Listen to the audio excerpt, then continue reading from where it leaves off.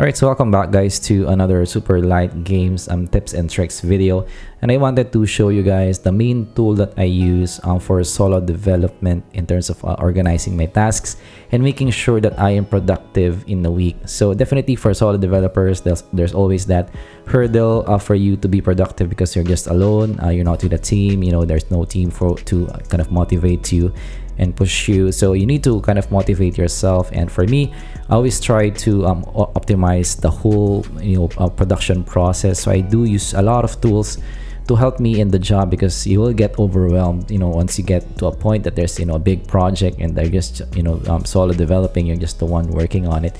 And for me, this tool Focus to Do Pomodoro is my main tool for production.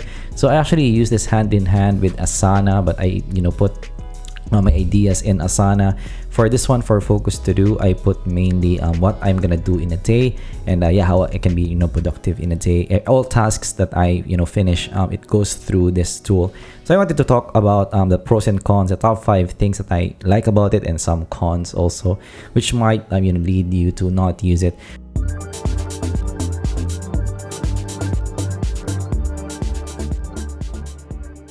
So first and number one thing is why I kind of use this over others is the timer function. So Pomodoro is a really popular production method to organize yourself, which basically is you working for X number of minutes and then having a break for X number of minutes. And usually for me, it's 20 minutes and then 5 minutes break. 20 minutes to work and then 5 minutes break just to clear my head, and go back to work again after 20 minutes. And that really works for me, especially for creative work. You will be burnt out after X number of time, because you're not having a break, and breaks for me really helps out as a creative. So Pomodoro, the time function is really integrated here in this whole tool.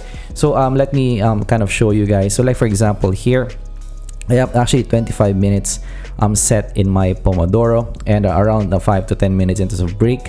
I do make things different depending on where I am. So here at home, I use 25 because I can sit in my chair for longer. If I'm in a coffee shop, I use 20. So I kind of shift things around, but Pomodoro is really integrated here. So in other tools like Asana and stuff like that, it's not heavily integrated. You can get plugins for it, but it's really not integrated into the tool. So for example, for this one, if this is my current task, I want to create an Android build for Colorboy and also create an iOS build for Colorboy. So actually in this kind of task, I actually can set for example, estimates. So for example, 25 minutes per Pomodoro that I finish. So let's say I can finish this in maybe 2 hours. So I can set it to 4 Pomodoros in terms of the estimate. And here for iOS, I think it will take me more time, maybe 1 day, because I haven't set up iOS for a long time. I may need to download some stuff.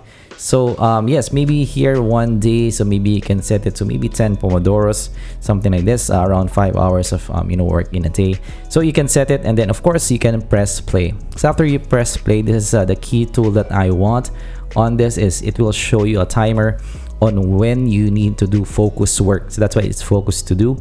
So this means that if this is on, you need to focus. So it helps you to focus on things, especially for creatives.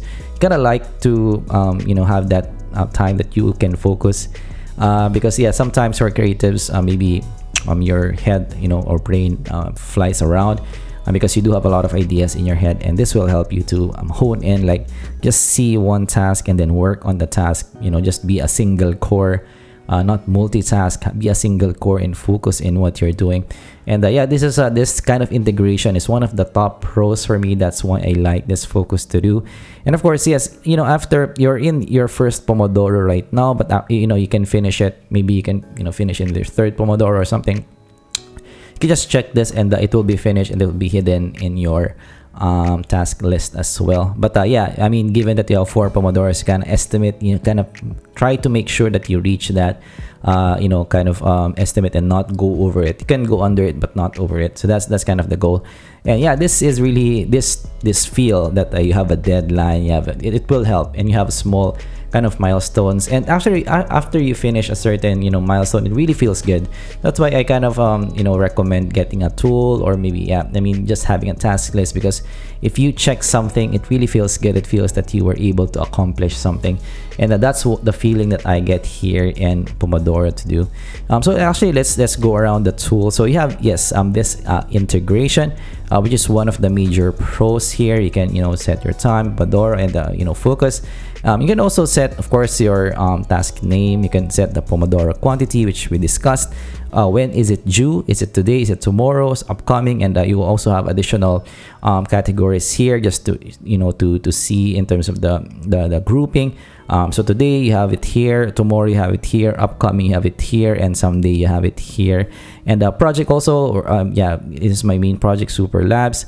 Reminder and then repeat is definitely one of the key advantages as well. So in reminder, if it's a Friday kind of task, it can remind you to do something, and it's not just confined to project tasks. You can also do other things, like maybe, for example, need to fix your studio. You need to remind yourself do something. You can also use this, so it's also kind of a personal kind of assistant. And also repeat is nice. So for example, you want to check your emails at the Monday. You're gonna have a meeting maybe every or sprint meeting every Wednesday. I mean, if you're gonna have that maybe with a partner or something, this will help you as well. And you can also do some subtasks here, much like Trello as well. So yes, you do have other categories, and when you click on it, you will see other tasks as well. So yeah, I mean, really simple. That's what one of the things that I really like about this is very simple to use. And for a solo developer, you want the simplest, easily organized task list for you, because you're just solo. You need to spend less time organizing and more time doing stuff. And the least time you spend on organizing, the more you have time to do what matters, which is for me at the least, making games. So let's try to go through things. Like for example, for this one, you also have your time report, which will kind of encourage you. For example, 22 hours of total focus time, so you can keep track of your productivity also. And you can check how is the distribution between tasks, weekly, monthly, daily. So that's really nice. I mean, it's a very simple tool. So yes, definitely, let's go to the top 5. And I kind of discussed some of these in my walkthrough, but the number 1 is the timer function. So yeah, heavily integrated in the timer function, so in the tool. So really critical, like for me, this is a key reason why I like this over other tools. It makes me really productive. Number 2 is really simple UI. That's one of the top for me. Really easy to use. Everything is where I want them to be. And so even for non-techie persons, you can definitely use this. Number 3 is cross-platform. So I have Android, I have iOS also, and Mac. So I use them in all platforms, so that if I switch, I always have my task list with me. So that's really critical for me. And I always have that Pomodoro function that I can work X number of minutes and then do other things in the rest, and have a break, and collect myself. So that's nice. Cross-platform. Also, it's one-time pay. So if you want the full version, one-time pay, I paid around $10 for it. I think it's a pretty good price, because if you pay for Asana, it'll be around $10 per month. So it's a pretty good price. I mean, you get server syncing, you get that reports. So yeah, I mean, it's pretty good for me. I do like this in terms of the overall price. I think it's pretty much worth it. And last is the reminder and repeats, which is something that I mentioned to you guys a while ago. You can remind yourself and also do a repeat task, which is not something that I see in other platforms.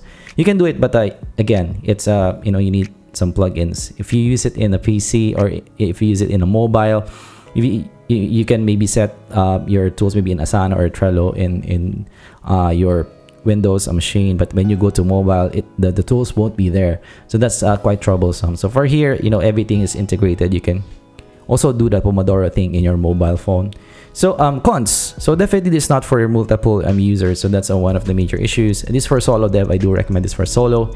But when you're with a team, you won't have that kind of assigning of a task to the other person. So yeah, basically it's not for multiple users. Number two is it's not that sophisticated compared to other tools. It might be too simple for some people. So yeah, I mean, I've used Asana. I have used, in Asana you do have your cards. You can shift it into list mode. You can invite other people in. You can put some images. You can put chat. There's a lot of things that you can do. And also in Trello, of course, there's a lot of plugins. You can really make it into a full-blown, like, hyper organized kind of tool. But here it's very simple. So that might not be okay for some. And also it kind of lacks images, so you cannot put images inside. So that's why I kind of use it alongside Asana. So if I need images, I need to organize something, organize my ideas. I put it in Asana. So in Asana, I do have a list there of all the tasks, ideas that I have. I put it there. And also if I do have sketches of ideas, I also put it there in cards. So I kind of use this alongside Asana. But yeah, this definitely is my driver for being productive. Focus to do Pomodoro, guys. Yeah, for me, highly recommended. So that's kind of a walkthrough of Focus to do. For me, I've been using this for quite a number of months. I'm still really happy about it. So I can vouch for it. I love it. If you like what I mentioned, of course, and if you're okay with the cons. So that's our video for today. Me just sharing this. I'm not an expert in this. Again, I've been using this for months, so I might have missed some issues that maybe long-term users have. But if I did, leave a comment down below if you're an expert in Focus to do. If you have issues, let me know down in comments below to help out other people. But yeah, for me, it's pretty nice for me. So that's our video for today. If you learned something, leave a like and subscribe for more content like this in the future. And I'm going to see you guys in the next video. Goodbye.